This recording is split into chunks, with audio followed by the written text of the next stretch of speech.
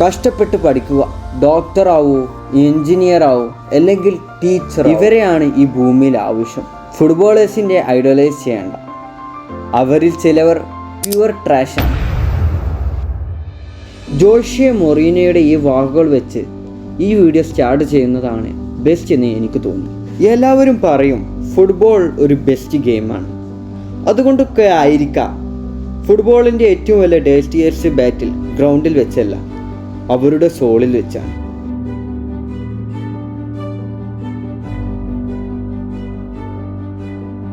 Asian മൈത്തോളജി, art, literature ഇതിൽ ഒരു കാര്യത്തിനെ കുറിച്ച് പറയുന്നുണ്ട്. About 7 deadly sins: lust, gluttony, greed, sloth, wrath, envy, pride.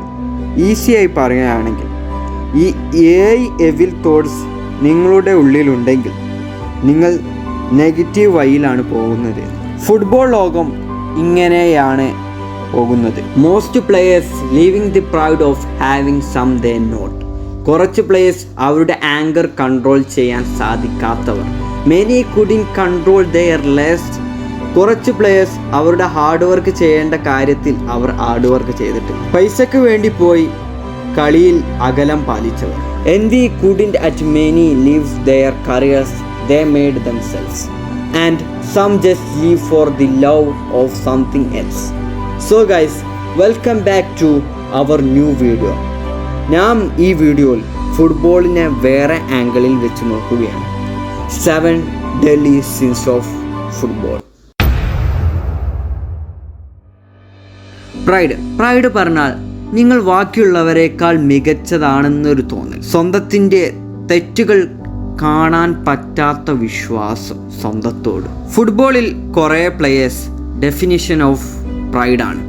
പക്ഷേ ഇവരിൽ കുറേ ആളുകൾ അവർ ഉദ്ദേശിച്ച ലെവലിലെത്താൻ കുറേ കഷ്ടപ്പെട്ടിട്ടുണ്ട്, എന്നിട്ട് അവർ എത്തിയിട്ടുമുണ്ട്.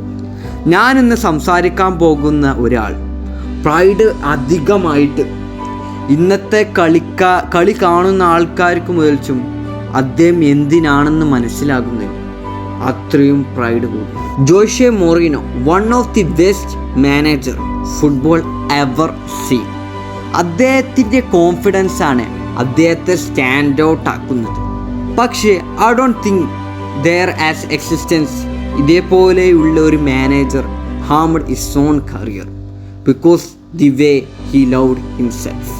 ചെൽസിയുടെ കൂടെ ലീഗ് ജോയിൻ ചെയ്ത പാടെ തന്നെ എല്ലാവരും പറയും ഹി ഈസ് സ്പെഷ്യൽ എന്ന്. ചെൽസിയുടെ കൂടെ ബാക്ക് ടു ബാക്ക് വിൻ ജയമായിരുന്നു. എല്ലാവരുടെയും വായ പൂട്ടിയിരുന്നു. പക്ഷേ ഇദ്ദേഹത്തിന് ഒരു പ്രോബ്ലമാണ് ഉള്ളത്. Each and everything in his control. അങ്ങനെ അവിടുന്ന് റിയൽ മാഡ്രിഡിൽ എല്ലാ ഈഗോയുള്ളവരുടെയും സെറ്റിൽമെൻ്റാണ് ഇവിടെയാണ്. പക്ഷേ അവർ ഒരിക്കലും മൊറീനോയെ കണ്ടിട്ടില്ല. റിയൽ മാഡ്രിഡ്ക്ക് ലാലിഗ തിരിച്ചു കൊടുത്തു. ബാസയുടെ ഡൊമിനൻസ് ഡിസ്ട്രോയ് ചെയ്തു. Once again he want control. അതുകൊണ്ട് തന്നെയാണ് അദ്ദേഹം അന്നത്തെ കാലത്ത് കസിലാസിൻ്റെ എതിരെ ഫൈറ്റ് ചെയ്യാൻ തീരുമാനിച്ചത്. അക്കാലത്തെ ഏറ്റവും അടിപൊളി താരമായിരുന്നു നമ്മുടെ കസിലാസ്. സ്പാനിഷിലും റിയൽ മാഡ്രിഡിലും ക്യാപ്റ്റനായി. കസിലാസിൻ്റെ അടുത്ത് ഡൊമിനൻസും പവറുണ്ട്. അത് കുറക്കാൻ വേണ്ടി തന്നെയായിരുന്നു അദ്ദേഹത്തെ എതിരെ സീറ്റ് ബെഞ്ചിലിരുത്തി തളർത്തിക്കൊണ്ട് മൊറീനോ ശ്രമിച്ചത്. മൊറീനോയുടെ ആറ്റിറ്റ്യൂഡ് ഇതാണ്. അദ്ദേഹം ക്ലബിൽ ഏത് സ്ഥലത്താണെങ്കിലും he want to control each and every. ഈ കാരണത്താൽ തന്നെയായിരുന്നു അദ്ദേഹം അവിടെയും എത്താതിരുന്നത്. ഗ്രീഡ്, മണിക്കും പവറിനു വേണ്ടി ഓവർ ഹംഗറി ആവാം, അല്ലെങ്കിൽ the things you don't really need. ഫുട്ബോളിൽ കുറേ എക്സാമ്പിൾസ് ഉണ്ട്. ഗ്രീഡ് വേണ്ടി സ്വന്തം അല്ലെങ്കിൽ ക്യാഷിൻ്റെ അക്ര കൊണ്ട് സ്വന്തം കരിയർ ഡിസ്ട്രോയ് ചെയ്തത്. നെയ്മർ ജൂനിയറുടെ PSG പോക്കാണെങ്കിലും ഫ്രാൻസിസിൻ്റെ ആർസനലിൽ നിന്ന് വിടലാണെങ്കിലും കുറേ പ്ലെയേഴ്സ് ഇന്നത്തെ കാലത്തും യൂറോപ്പിൽ നിന്ന് സൗദിയിലേക്ക് പോകുന്നു പൈസ കിട്ടാൻ വേണ്ടി. But nobody in football as football hero to villain in because of his greed for money. Upset one man, Luis Figo. Luis Figo ബാർസയുടെ ഒരു ബോയാണ്, ബാസ ബോയ് എന്ന് പറയാം. അവൻ ബാസയുടെ ക്യാപ്റ്റനായിരുന്നു, ഫാൻസ് ഫേവറേറ്റ് ആയിരുന്നു, കൾച്ചർ റെപ്രസെൻറ്റേഷനുമായിരുന്നു. ഫിഗോയുടെ പെർഫോമൻസ് 1999-2000 ഈസ് ഇൻസൈൻ. എല്ലാ ബാർസ ഫാൻസിൻ്റെ ആഗ്രഹം ഇതായിരുന്നു, അവരുടെ ഗോൾഡൻ ബോയായ ലൂയിസ് ഫിഗോ ഒരു ഗോൾഡൻ ബോൾ എടുക്കുക എന്ന് എല്ലാ ബാർസ ഫാൻസിനും അന്നത്തെ കാലത്ത് ഡ്രീമായിരുന്നു. Before it happening 2000 Luis Figo ഈ ലോകത്തെ സർപ്രൈസ് ആക്കിക്കൊണ്ട് റിയൽ മാഡ്രിഡ് ജോയിൻ ചെയ്തു. പിന്നെയാണ് സംഭവകരമായ സംഭവം. എല്ലാ ബാർസ ഫാൻസും അവനെ ഹെയ്റ്റ് ചെയ്തു, വലിച്ചെറിഞ്ഞു, എന്തൊക്കെയാണ് കാട്ടി. ശരിക്കും അദ്ദേഹം പോയത് ഒരു കാര്യത്തിനായിരുന്നു, the craving of money. It is destroyed his level guys.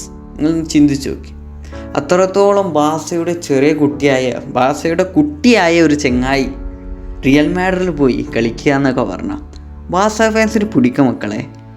അതാണ് അദ്ദേഹത്തിന് കരിയറിന് പറ്റിപ്പോയത് ഗൈസ്. പിന്നെ ആ പ്രഷറായിട്ടാണ് നടക്കുന്നത്. അദ്ദേഹത്തിന് പിന്നെ മുന്നോട്ട് പോകാൻ അത്രയൊന്നും പറ്റിയിട്ടില്ല. Wrath, the urge for revenge, violence or hate.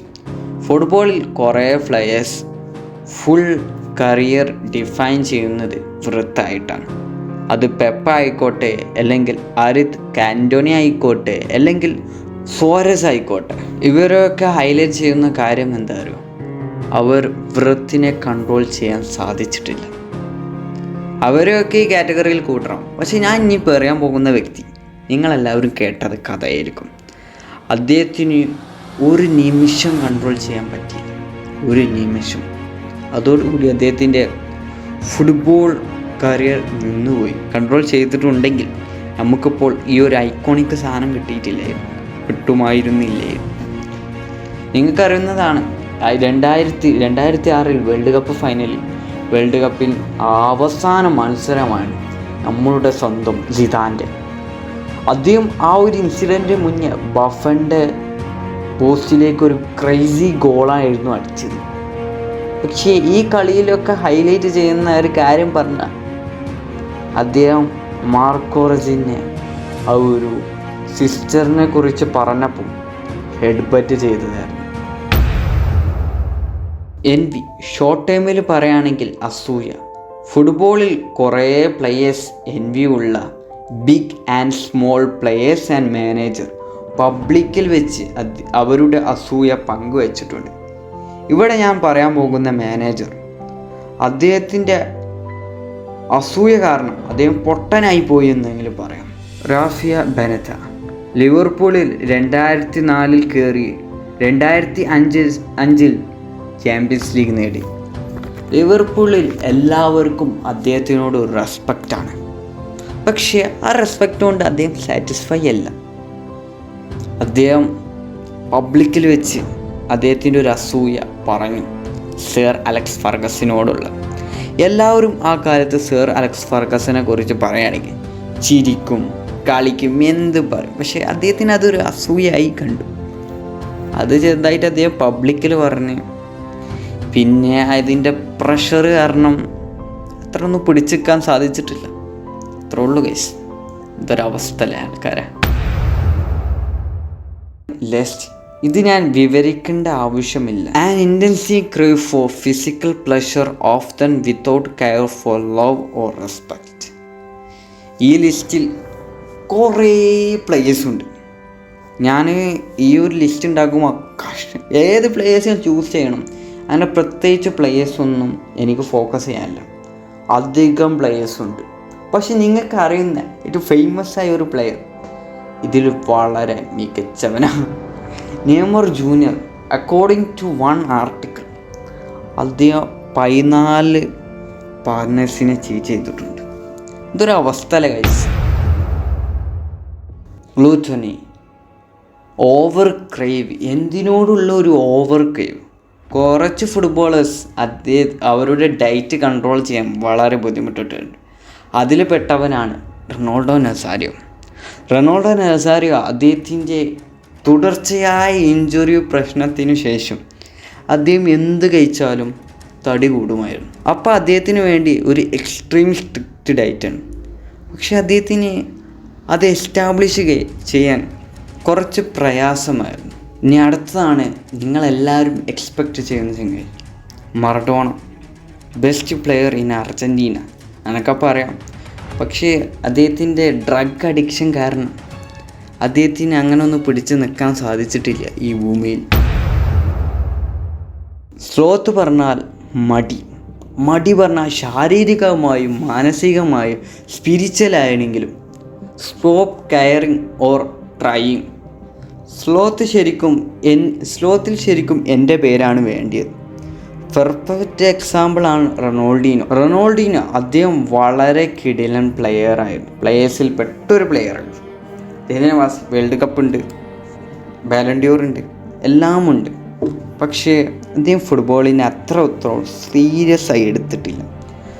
അതുകൊണ്ട് തന്നെ ആയിരിക്കാം അദ്ദേഹം ഇന്ന് എത്തുന്ന ലെവലിൽ എത്തിച്ചിട്ടില്ല. പക്ഷേ അന്നത്തെ കാലത്തൊക്കെ ഫുട്ബോൾ കണ്ടവർക്കറിയാം, അദ്ദേഹം അഥവാ ഫുട്ബോളിനെ സീരിയസ് ആയി എടുത്തെങ്കിൽ റൊണാൾഡോ, മെസ്സി ഒന്നും പറയില്ലേനി, റൊണാൾഡീനോ ഓർ പെലെ എന്നു പറയും. അത്രത്തോളം കഴിവുള്ള ഒരു വ്യക്തിയായിരുന്നു. പക്ഷേ അൺലക്കി ഗൈ എന്നിങ്ങനെ പറയും guys. And wish you like and subscribe this video and thank you for everything.